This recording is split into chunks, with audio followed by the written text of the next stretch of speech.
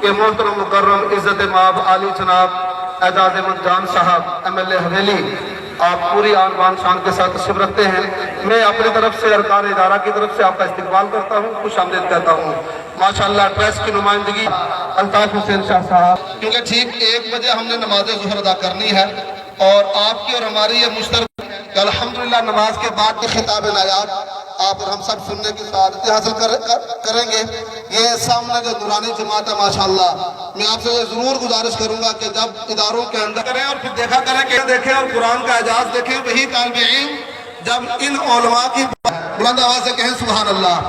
یہ مدرسے جاتے ہیں, یہ مدرسے ہم کل بھی جامعہ انوار علوم کے لیے جہاں پانی کی ضرورت تھی وہاں خون دینے کے لیے تیار تھے. بہت ماشاءاللہ سبحان اللہ. جتنے لوگ تائید کرتے ہیں ذرا ہاتھ اٹھا کے کر دیجئے, بڑا ضروری ہے. الحمدللہ MLA صاحب نے بھی ہاتھ کھڑا کیا, سب نے کیا, اللہ سب کے ہاتھوں کو سلامت رکھے. آمین. اور آج بھی انشاءاللہ اور آگے بھی ہم جامعہ کے ساتھ ہیں, جامعہ کے اساتذہ کے ساتھ ہیں, جامعہ کے علماء کے ساتھ ہیں, کیونکہ یہ کوئی عام جماعت نہیں ہے, یہ وہ جماعت ہے دنیا والے یا میڈیا پر جو چاہے کرے.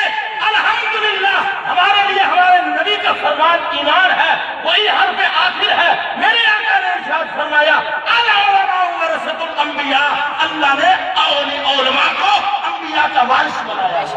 میرا کا اور درویش غلام قادر کا جاری ہے, کہہ دو سبحان اللہ. اور اس ادارے کو چلانے والے وہ علماء ہیں کہ جو صبح و شام ان اولیاء اللہ سے فیض حاصل کر رہے ہیں.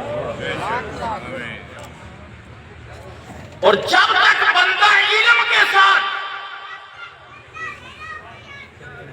اولیاء اللہ ان سے عقیدت نہ رکھے, دنیاوی طور پر تو وہ چمک دھمک سکتا ہے لیکن آخرت میں اس کا کوئی حصہ نہیں ہوتا ہے.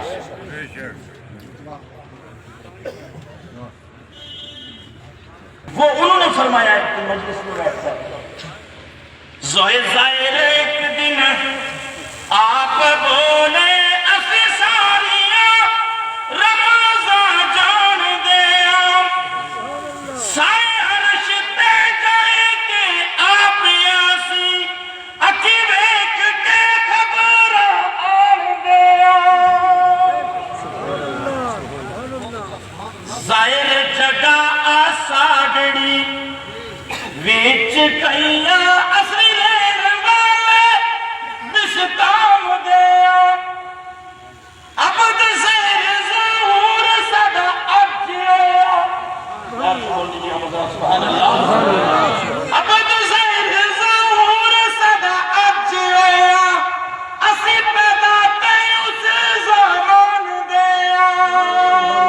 کلمہ تجربہ پڑھ لیجیے لا الہ الا اللہ.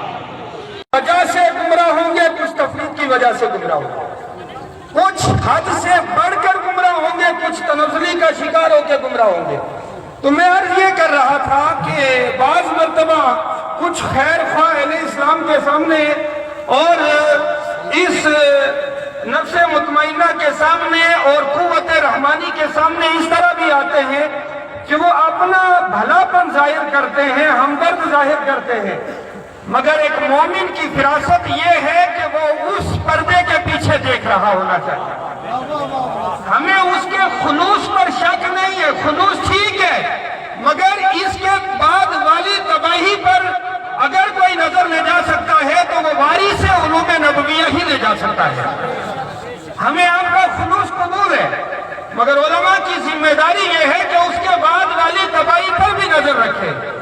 مثال کے طور پر میرے اور آپ کے امام احمد رضا فاضل بریلوی, اور یہ بھی یاد رکھیں کہ ہر عالم ایسا نہیں کر سکتا, یہ علماء اہل سنت ہی کر سکتے ہیں.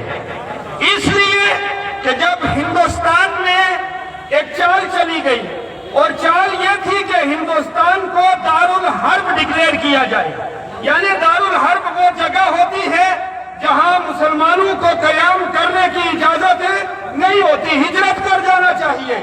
تو یہاں باقاعدہ एक स्कीम चलाई गई कि हिंदुस्तान दारुल हर्ब है, और उसका नुकसान यह हुआ कि इस धरती से लाखों मुसलमानों ने कौड़ियों के भाव अपनी जायदादों को, अपने कारोबार को बेचा, और यहाँ से हिजरत की, रास्ते में कुछ मारे गए, कुछ जहाँ पहुंचे उन्होंने भी कबूल नहीं किया, कुछ वापस आए तो कौड़ियों के मोहताज हो गए।